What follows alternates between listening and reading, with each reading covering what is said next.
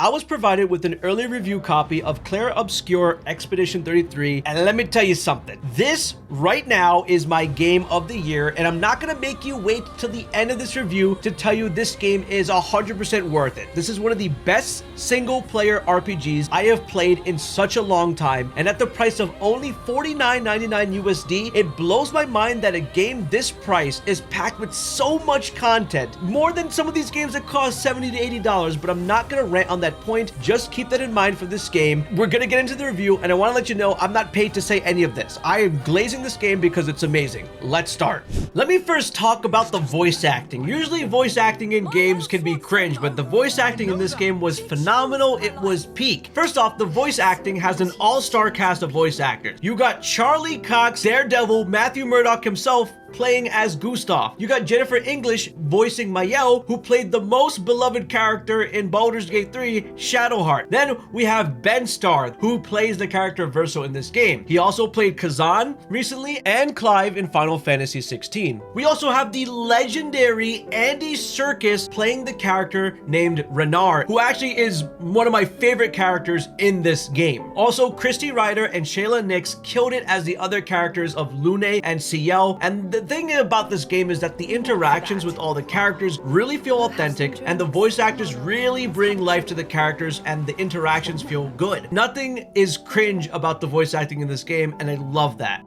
The storytelling in this game was so peak. Let me give you the basic synopsis of what's going on. This has no spoilers. Essentially, what happens is that every single year, you're going to see this number on a rock change where the paintress herself is going to make a number go, let's say, from 34 to 33. That means everyone at the age of 33 literally gets Thanos snapped off of the existence of this world. Gone. Completely destroyed. And what happens is a group of volunteers go out every single year in an expedition in order to take this paintress down. So essentially what's happening is people are dying trying to get to this paintress because the world is so dangerous and full of these dangerous creatures called Nevrons, and people are just disappearing every single year, and it's gonna eventually reach the point where you're gonna have little babies getting poofed off, or no one's gonna be able to take care of kids, and it's crazy. And I don't want to spoil anything in the plot. Now let me just describe the story for you. Emotional moments hit hard in the game. The story is set up in a way where you want to play the game in order to feel and know what's going to happen in the story, and you never feel forced to continue the story because the game allows you to explore and take breaks at any time, maybe by hanging out in your camp, or you're going around spending time killing enemies to level up. It does a great job there with the balance of the pacing of the game. Now, one thing this game does really well is attach you a lot to these characters, and you actually feel that you are invested in each of these characters' journeys and their own personal reasons for why they are on this expedition. Now, normally a game full of lore has collectibles where you find maybe a notebook on the floor or some other thing and you pick it up, and usually in other games I really don't read these notebooks or the logs I find. However, when you find something in this game, they're known as expedition journals that are left behind by other expeditioners. You actually want to hear what happens and listen to it. Not only does it just give you clues about maybe there's something in the area that's interesting, but you get to find out what exactly happened to that expedition team during their adventure, what monster may have killed them. And that's what I think is really insane, because sometimes you'll find out there's a secret monster in the area by just reading a journal that killed off all these expeditioners, or you'll find out what actually caused the end of an expedition. Something to also note about the game is the checkpoints that you find, which are the flags, all have a specific number on it, and that is the expedition team that explored that area. So it's really cool to be like, wow, Expedition 55 reached this area, or Expedition 72 reached this spot. It's really cool. I know there's some lore to this. It's deep. But like I'm saying, usually in other games, I've ignored them, but in this game, I am very enticed to know what's going on. Now, the game follows an act-like system. So once a major event happens in the game, it moves on to the next act, which has a completely different main objective. And I think that's really cool to distinguish the acts from the previous acts. Now, if anyone spoils this game, this should be reported to the authorities, and it should be a crime, because the game is so good, and that's all I'm gonna say. The team at Sandfall Interactive did a fantastic job. You'll never see any of the story coming. It doesn't matter how well your knowledge is. This game will just blow your mind. Now, just because the story is good, does that mean the game is fun? Well, this game is fun. Now, let's talk specifically about the battle system. Now, a lot of people initially saw this game and were like, this game looks so good, but it's turn-based this and I don't want to play it? Well, I want to break it down why you should play this and why this is a really good turn-based to play. My hands during this game felt more active than my hands would be during a live action game. And I've played games like Kazan, Elden Ring, etc. A lot of parrying games. Let me explain this part specifically though. You have a bar in this game that gets filled up with AP action points during the fight. The only part that really feels like turn-based is when you select a skill attack, regular attack, or select an item to heal, revive, or restore your AP points. Now in this game, your character can actually free aim at enemies and shoot that consumes these AP points, or use skill-based attacks that you have to button time to land a perfect move to deal more damage. However,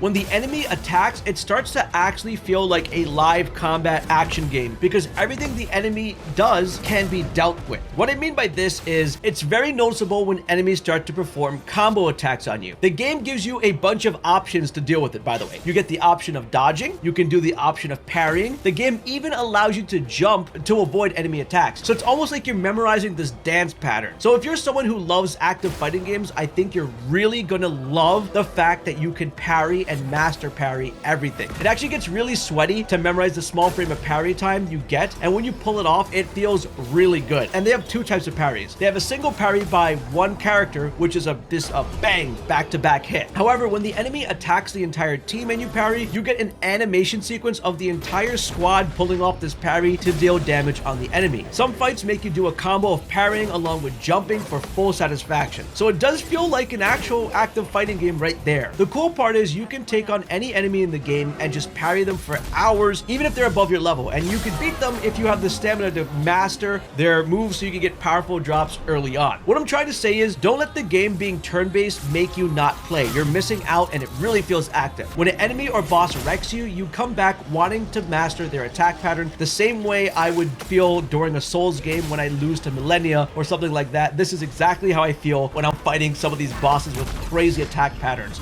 And yes, this game has its own crazy bosses. Beating a boss is extremely satisfying, and I'm obsessed with this specific style of turn-based fighting. Everything about the fight also feels like it's just pure cinema, especially the menus where it has the zoom-ins like Persona menus, and it's chef's kiss. Now, just because a game has a great battle system, what about the enemies? Sometimes you'll have only 2 to 3 enemy types. Well, I like to tell you that this game has a very large diversity of enemies. Each of these enemies have their own unique designs, attacks, and weaknesses. Yes, they have elemental weaknesses as well. And it's not really easy to predict how they'll attack because when you encounter a new enemy for the first time, they attack you in different ways. Now, speaking of enemies, there's bosses, which I mentioned, but they're extremely well designed and somehow straight up terrifying and can completely kick your ass. Boss movesets specifically require you to do a ton of parrying, dodging, and jumping. Also, this game has something known as chromatic versions of enemies, which are this one-off enemy that you'll find on the map or in a secret area within a space, which are alternate difficult versions of common enemies you fought that do way more attacks, and they in a way act like mini bosses. And chromatic enemies are a ton of fun.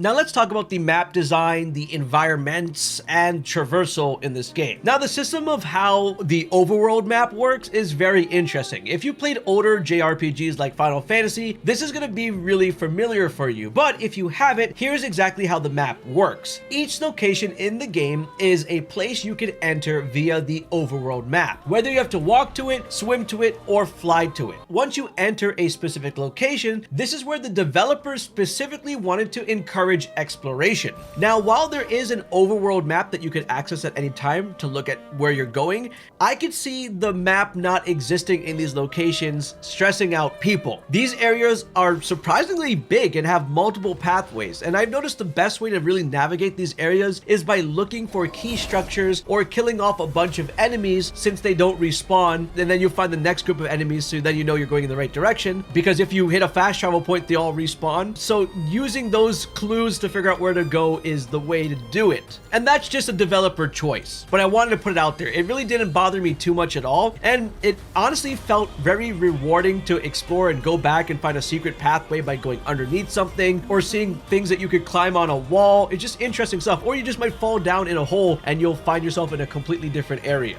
And when you're exploring, you'll find weapons, you'll find Pictos, upgrade items, as well as secret chromatic Nevrons, which I did talk about earlier, which you can battle to get good drops. Even in the overworld, exploring, you'll find some very interesting enemies as well, items, locations filled with secrets. In the overworld map, you can also make a camp at any time to restore your health and then rest at a campfire to come right out of it. Hands down, this game is beautiful at all angles wherever you look at it. The various different environments all stand out from each other and literally have your jaw open. I mean, you got forests, water areas, beaches with mini games, snowy areas, battlefields, and a ton more places to explore. And I'm gonna say this again, the game is $49.99 US, okay? Putting that out there again. The title of this review says birth of a new franchise for a reason, and I think they nailed it because they have such iconic music for this game. From the battle songs to the variation of the main theme, this game knows how to pace the music correctly in the game. I'd even pay for a live orchestra concert of this. And honestly, I catch myself always looking up whatever they have on their YouTube channel with the main theme song because it just hypes me up so much. Music, 10 out of 10. Let's talk about a couple of things, from the characters to the leveling system, just basically the systems of the game and how certain things work. Now, playable characters feel extremely unique. Gustav is an engineer and he functions in a way in battle where he charges up his mechanical arm and over time he can then land a strong attack. Mael is a fencing character that goes into different stances. One stance does 200% damage, another stance does 50% damage but takes 50% more damage to herself, and then one is defense stance. My favorite is actually the 200% one because it just nukes enemies. Lune is a mage in the game and her different elemental attacks all interact with each other, and on her screen you can see that when you use a certain elemental attack, it'll get placed over there and you can burn all of her elements by using special attacks, or another type of attack will consume a different element. She's a little complicated as a mage, but it's a lot of fun to use. Ciel is also a very unique character in her sense, but I'll let you play her for yourself because you have to see it in action. Just know all the characters are extremely unique. Now let's talk about the simple leveling up. I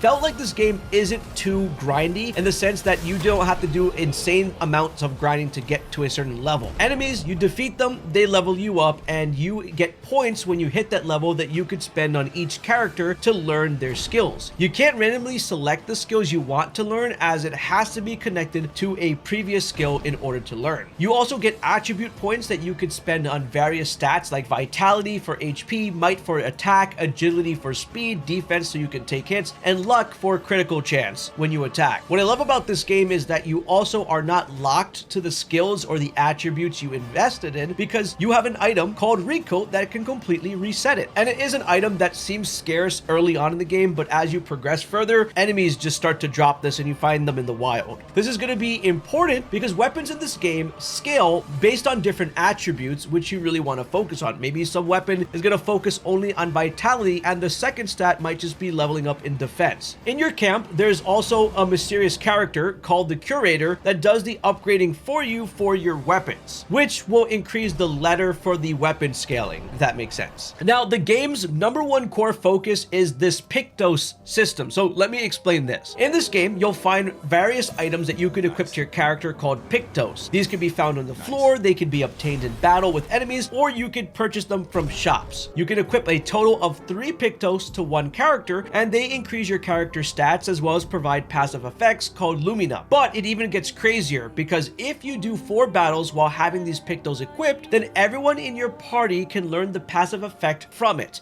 and those can be equipped via the Lumina menu. And depending on the passive effect or Lumina that you want, there'll be a certain amount of points you need to equip it. And luckily at the camp, the Curator also allows you to upgrade the amount of Lumina points our character has via items that you find all over the world known as Color of Lumina. So these will expand the amount of points a character has, which means you can make a character extremely broken. My highest damage in the game so far has been 84 million because of these Pictos. With everything being said, this game is a pure cinematic experience. Combat feels amazing, story is peak, and once again, $49.99. I am going to glaze this game completely in this review because I've never had such a fun time and wanted to know what's going to happen in the story. This is going to get a 10 out of 10 in my book. Support this studio, $49.99. That is my review, and I hope you all pick up this game and enjoy it for yourselves.